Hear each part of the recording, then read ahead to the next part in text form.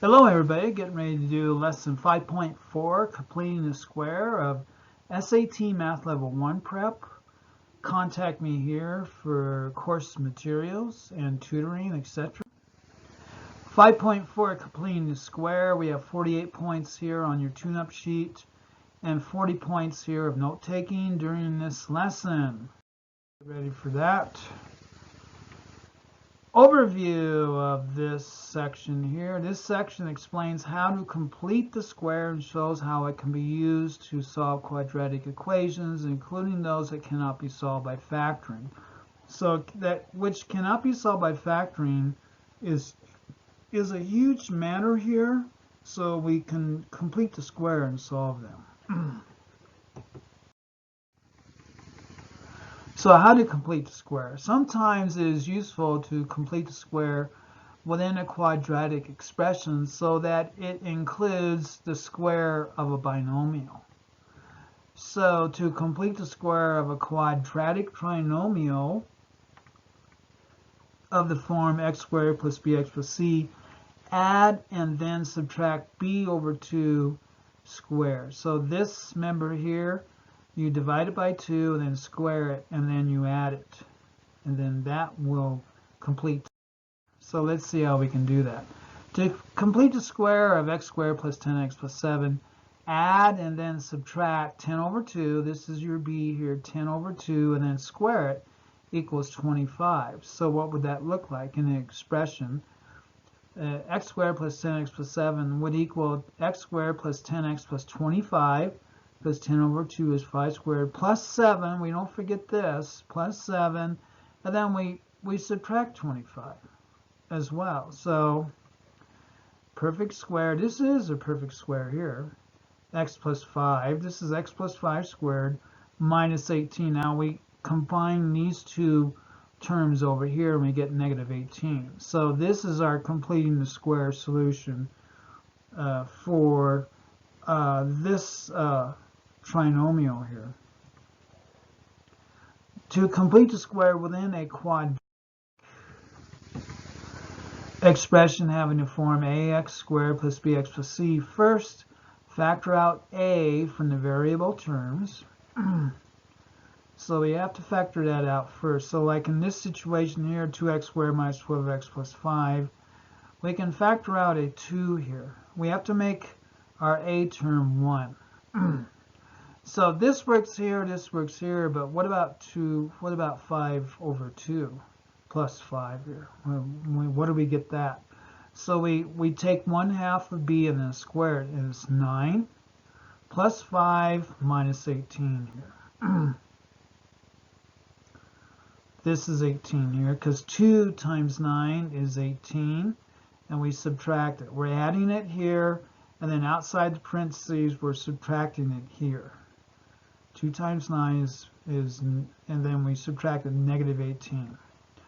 So this becomes 2 times the quantity x minus 3 squared. This is a perfect square here, minus 13. So this can be tricky here because it is, inside of parentheses here. This is how you handle that, because you factored out 2, and you don't forget that when you add your term out here of negative 18. Since 2 times 9 is being added to complete the square, 18 also needs to be subtracted in order to produce an equivalent expression. So we're adding it and then we're subtracting it. And then when we do that, we get this here, negative 13, outside of this situation here. Okay, so solving non-factorable quadratic equations. Any quadratic equation, including those that are not factorable, can be solved by putting them in the form x plus p squared equals k, and then taking the square root of both sides of the equation. So in this situation here, x squared minus ax plus 9 equals 0.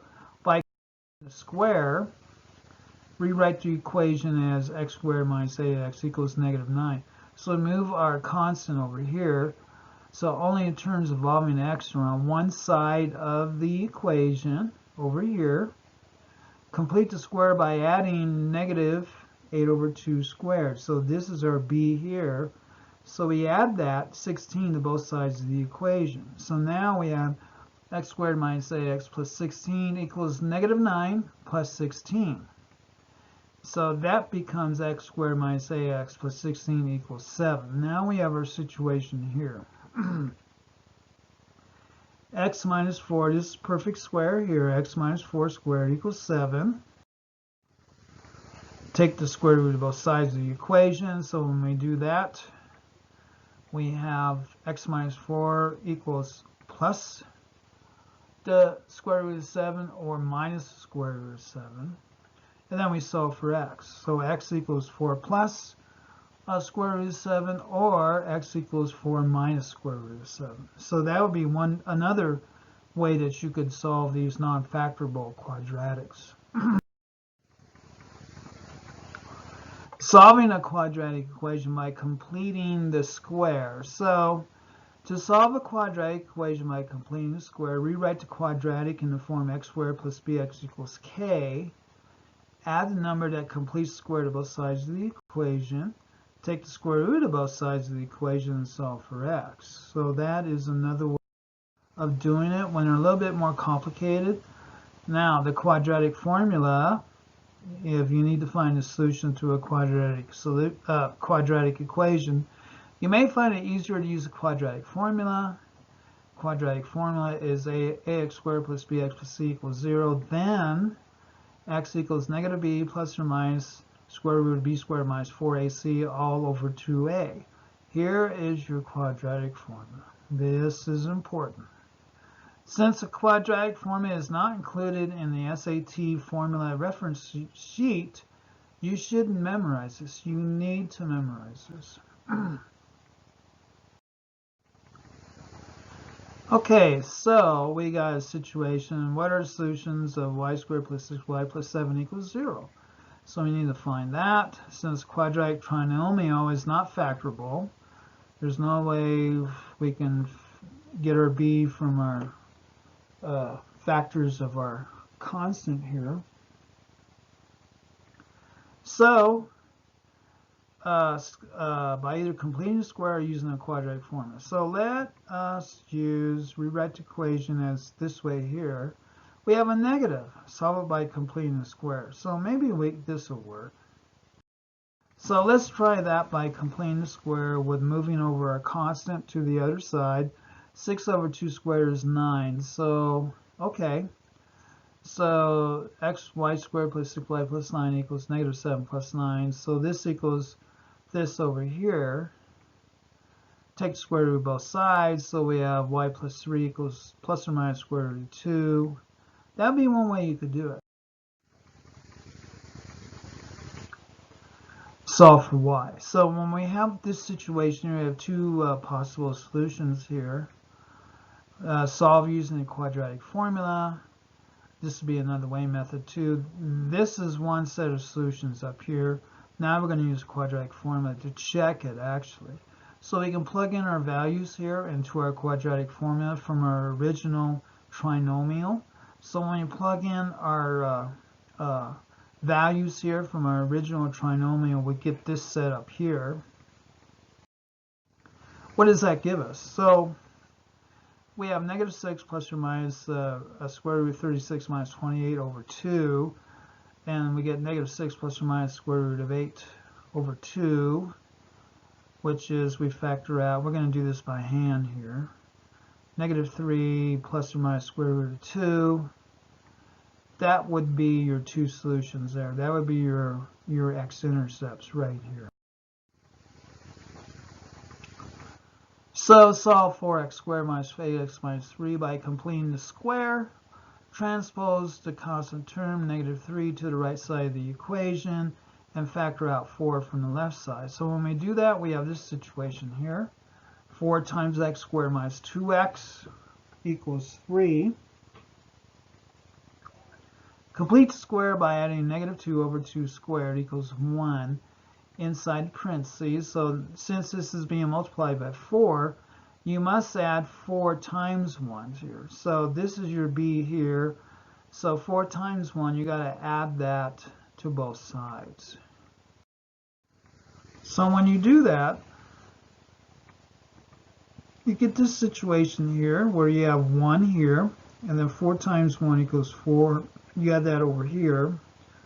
So x minus 1 is perfect square here. X minus 1 squared equals 7 over 4. Because we divide 4 out from both sides. Solve for x by taking the square root of both sides of the equation.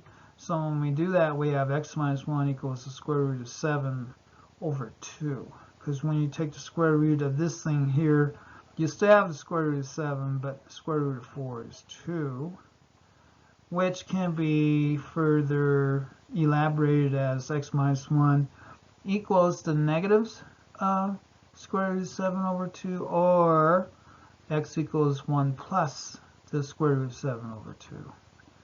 Those are your two solutions, or x equals 1 minus the square root of 7 over 2.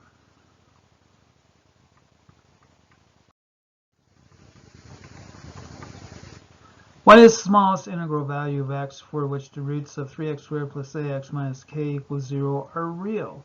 So to keep it real, the roots of a quadratic equation are real when the discriminant is greater than or equal to 0. If 3x squared plus ax minus k equals 0, then a equals 3, b equals 8, and c equals a negative k. So b squared minus 4ac has got to be greater than or equal to 0 in this situation. So when we plug in our values here, we have our b, we have our 4 times our a, which is 3, and then c is the negative k. It's got to be greater than 0. So we're going to solve for k within that situation.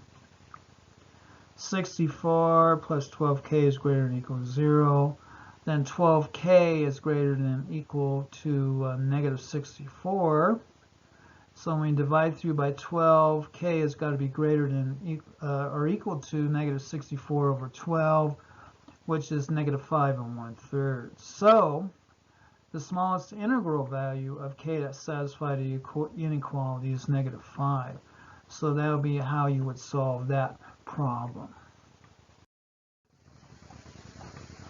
Sum and product of roots. A quick way of finding the sum or product of the solutions to a quadratic equation without actually solving an equation is to use the formula, sum and product of roots formula. So if ax squared plus bx plus c equals 0, then the sum of the two roots, negative b over a, and the product of the two roots, c over a,